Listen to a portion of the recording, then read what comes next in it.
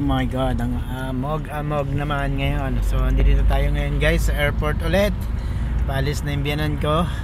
Hatid lang namin. So sobrang hamog, no? Ang lamig. Halos di makita yung daan. Grabe guys. Ayun ha. So andito na tayo, nakapark na tayo sa airport parking garage. Papunta tayo sa airport. Andito na si Ma'am Beth sa kabila. Inatin na niya sa departure. You know, ang hamog talaga ako. Malamig ang panahon. Ito, basa lang yung kalsada yan, no? Hagdanan. Guys, pasensya na talaga ha. Medyo busy kami this last few weeks dahil nga preparation namin pagkabalik galing Pilipinas. Tapos ito, yung biyanan ko dumating. And then, ito, balik na sa normal kami nito. Yan, pwede na ako makatutok ulit. Hindi na makita yung lamig. Yan. Grabe, lamig. Tingnan naman guys yung buhay namin dito. Ganito ka. Yan.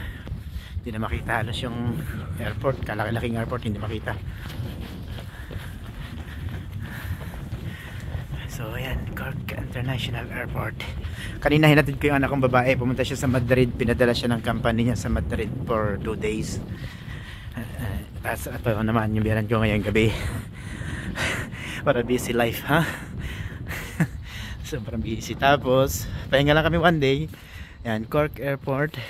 Pahinga lang kami 1 day. Tapos susundin ko na naman yung anak ko. 1 day lang ulit. Babalik na siya galing Madrid. And then pahinga lang yung Sambuan. Kami naman ang pupunta ng London ulit. So doon kami magpapasko. Okay.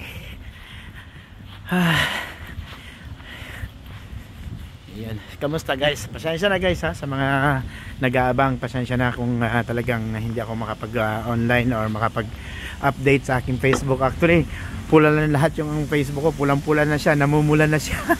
Dati green lahat, ngayon yung analytics ko, ano na siya, puro pula na. Bawi na lang sa live. Bawi na lang sa next live. Ayun na guys, salamat. So napasok na tayo sa airport. Here we go again. Bukas pa yung coffee shop. Good. There we go. Bukas pa siya. Nag-check in na siguro sila.